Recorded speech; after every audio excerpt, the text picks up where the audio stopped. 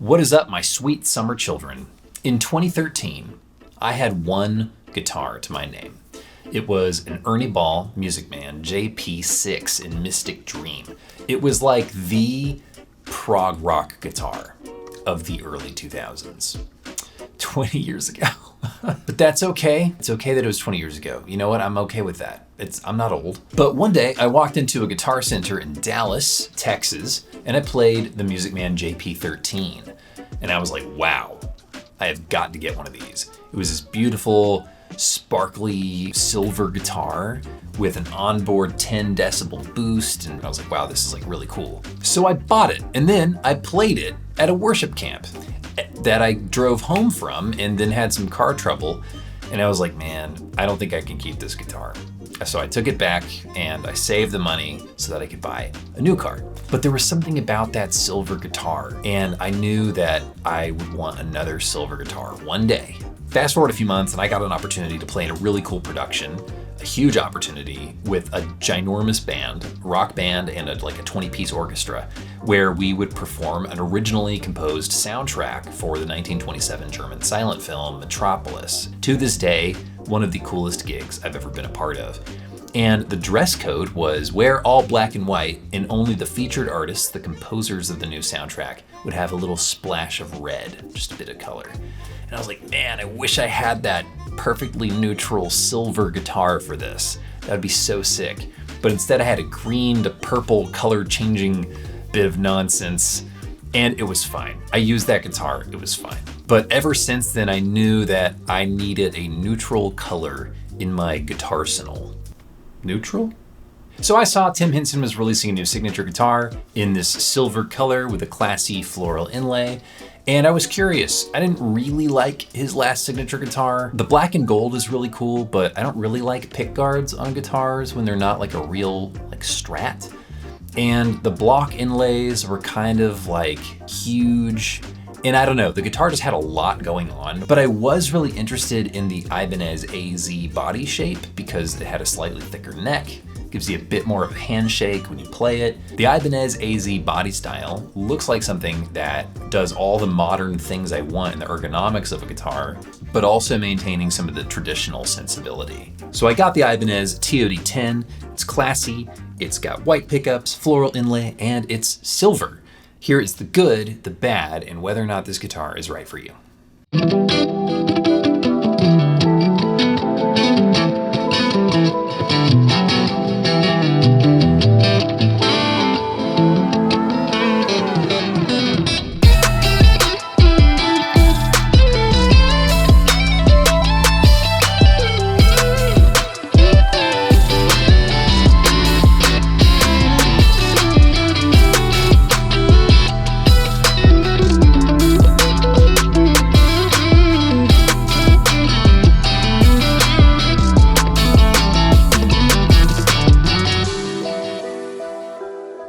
Let's talk about the pickups. Fishman makes incredible stuff. These are the Fishman Fluence Tim Henson signature pickups. They are active, so you got a battery compartment back there and a push-pull tone pot to access the different voices on your pickup selector.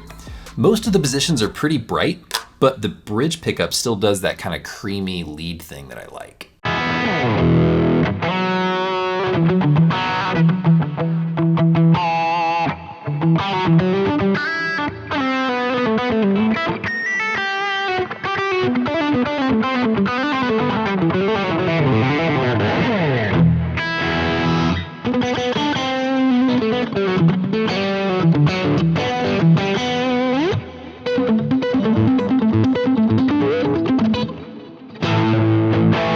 I think that the pickups are the star of the guitar.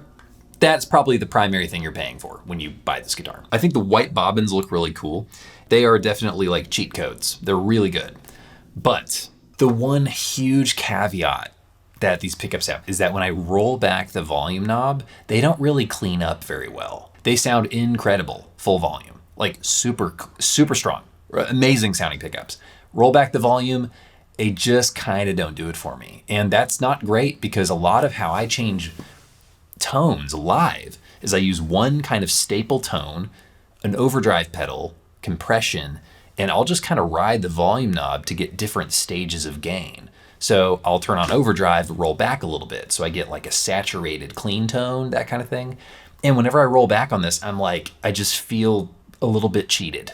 It just doesn't feel as good. Let's talk about the rest of the electronics though. We've got pretty decent feeling pots, nothing boutique, slightly gummy, nothing crazy, not nearly as nice as like a Paul Reed Smith pot, but they're like not terrible either. They're like medium friction, I would say. The pickup selector feels a little cheap, and that's fine. You're kind of expecting that at this price point, but that's okay. It doesn't feel decisive. It feels a little gummy. The neck feels really good. It's nice and round like a soft C, gives your hand a nice handshake. It's a roasted maple neck, which makes sense because of how much Tim Henson likes to blaze things, and it's got nicely rolled edges, which makes sense because of how much Tim Henson likes to roll things. The roasted maple neck is interesting because if it didn't have a roasted maple neck, that would be a huge concern, but because it does have a roasted maple neck, you're thinking it's like some huge selling point, when really, there are a lot of guitars that have a roasted maple neck at a cheaper price point. And I don't know if a lot of my viewers know what that is, but when you roast a maple neck, you basically take the wood and you bake it in a nitrogen-rich oven. The idea is you remove all the sap and moisture from it, and it makes it behave more like a vintage neck, and it kind of stabilizes it, makes it a little bit more resilient to things like barometric pressure or temperature or humidity changes. So it's a stability enhancing thing that also happens to look kind of pretty. Here's what the roasted maple looks like against some of my other guitars with roasted maple necks, so you can get an idea for the quality and the beauty here. You can see there's not a whole lot of anything going on special with the grain. It's pretty boring, but you might get lucky and get something with a much more beautiful grain pattern, or maybe even a little bit of flame in the neck. So maybe go try a few and see if you can find one that has a really pretty neck. We've got green lumen lay side dots on the driver's side of the neck, and those will glow in the dark if you charge them up with a flashlight. That's kind of nice on a dark stage. The Godot 510 style bridge here. This isn't the real 510, it's a different model than a normal 510, and I vastly prefer the normal 510 to this kind of like screw situation they have going on here for tightening. I'm not entirely sure what trim block this is. It could be like a die cast zinc or something. It's certainly not brass though, and I prefer a nice fat brass block in the back because that is going to resonate with the string a little bit better. It'll absorb less of the vibration of the string, right? So it'll fight back against that vibration and keep the string vibrating longer, giving you more sustain, a brighter tone. This zinc material I think is a little bit squishier and it's like absorbing some of that ringing. But that might be an interesting way to control top end on the guitar too. So if you have a guitar that's too bright, maybe that's a good thing. I prefer the set screw on the back of the trim arm on a 510 bridge, but this little ring thing does work and it's definitely fast to take it out. So it's just different styles for different people. But it is a 2-post non-locking trim and it's got a little bit of a cutout in the back so you can get kind of the upward motion on the trim arm as well. The bridge is really responsive and fluttery, but you'd expect nothing less from a Polyphia branded guitar, right?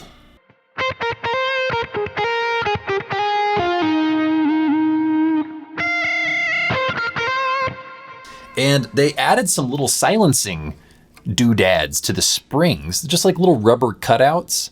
And that's such a cheap thing to do, but it's such a good quality of life thing to kind of silence those springs back there. And the fact that this guitar comes with that built in is really cool. And I love tiny little gifts like that. When a guitar manufacturer thinks of details and they include it, even though it takes more, it costs more, that I really appreciate that. So thank you so much, Ibanez, for the thoughts and the prayers.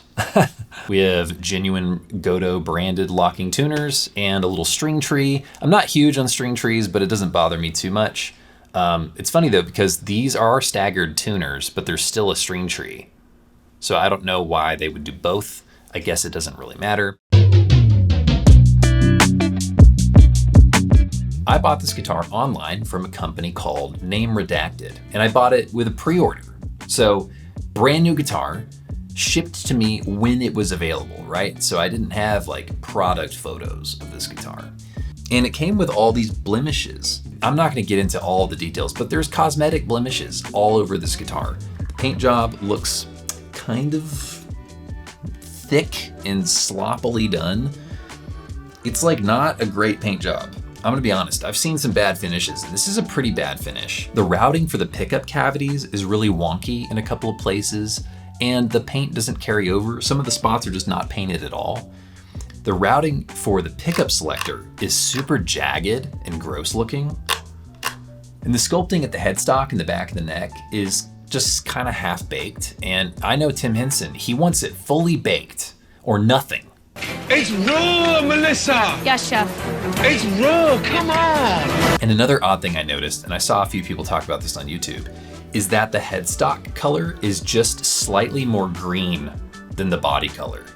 You can definitely see there's significantly more green in the silver part up here than there is on the body itself.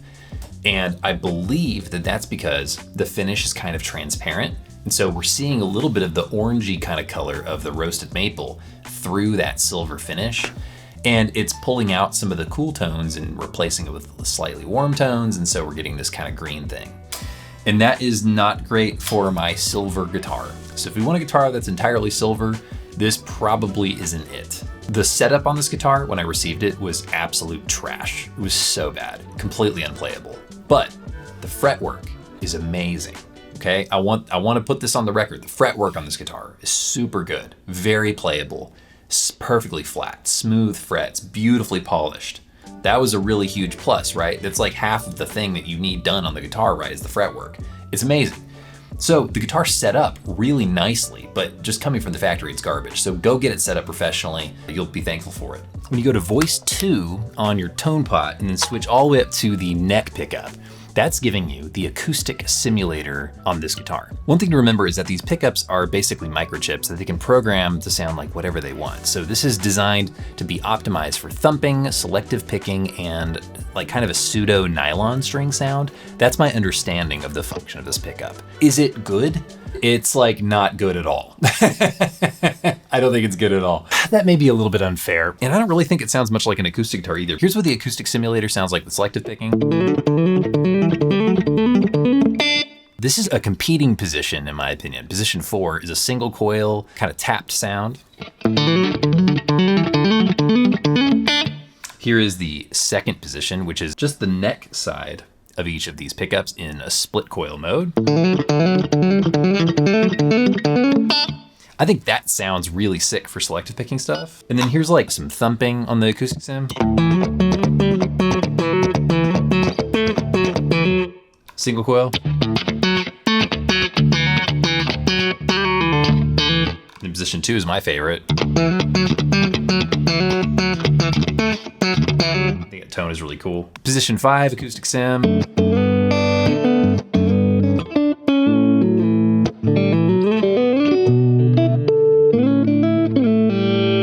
Position 4, single coil.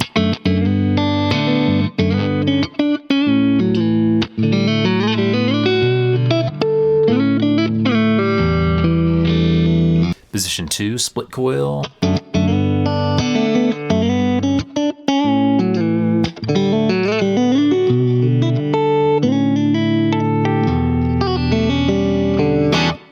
I think it's the marketing that really disappointed me on this, because the acoustic simulator on here is kind of propped up as something being really special, but to me I just found it sort of underwhelming and not particularly great. And so I don't know, I was expecting a lot from it, and what it delivered is just kind of like mid. It's not bad, it's just kind of like not something I'm ever going to use ever in my entire life. So who is this guitar for? It is everything I love in a good electric guitar. It's comfortable. I like the body contours. I think it sounds really good, full volume. It plays really well now that it's been set up. And honestly, if you had made this in your garage, I would have been like, holy crap, dude, you're goated. 420 high fives. But the cosmetic flaws, the wood routing, the color discrepancies, and overall quality control are just kind of a big bummer for me. And it makes it feel more like an $850 guitar with good pickups in it, and less like a $1,400 guitar, right? So I think this guitar is for someone who just loves Tim Henson and Polyphia and they want to collect all of his guitars. Or maybe it's for somebody who likes active pickups, but they don't necessarily want these, and they want a guitar that's gonna play well, and you know, if it matches their aesthetic and stuff like that, it's cool. And it's already set up with a battery compartment and stuff, so you can kind of swap in and out active pickups. And it is a very pretty guitar from far away. You can't really see any of the details that I see, and the inlay is beautifully done. It's a really cool looking, like, you know, thorny rose situation. And if budget isn't really an issue for you anyway, and you just kind of like it and you vibe with it, give it a shot. It's not a bad guitar, it's very decent. But there's nothing like magical about this guitar that's gonna make you feel like, oh yeah, Polyphia songs are now just like a little bit easier, because now I have kind of like the feeling. And I'm not gonna lie, some guitars can give you that. I'm not saying a guitar can make you better, but the only thing standing between you and playing like Tim Henson is hours and hours and hours of practice. This guitar doesn't really do anything super special. Even the very specific kind of pseudo nylon string thumping pickup setting, I don't think that's like super necessary. So I call this thing what it is. It's a decent super strat with humbuckers, but that's not necessarily a reason to buy it unless you want to be like a Polyphia cosplayer. I still think the Charvel DK24 or even the PRS SE series are probably the kings of affordable import guitars that play really well and have good quality control. But I mean, I've only seen what I've seen, right? So these are just my opinions. Your mileage may vary. So I hope you enjoyed it. Hope you learned something useful. Let me know in the comments if you have experience with the TOD10 or TOD, and especially if you've noticed any of these same quality control issues. I'm very curious about that for sure. Also, let me know if you have any questions about my teaching, my mixing and mastering, or my video stuff I do. You can go check it out on Instagram, or you can visit me at plantbasedriffs.com, my new website, and I will see you guys next time. Thanks for watching.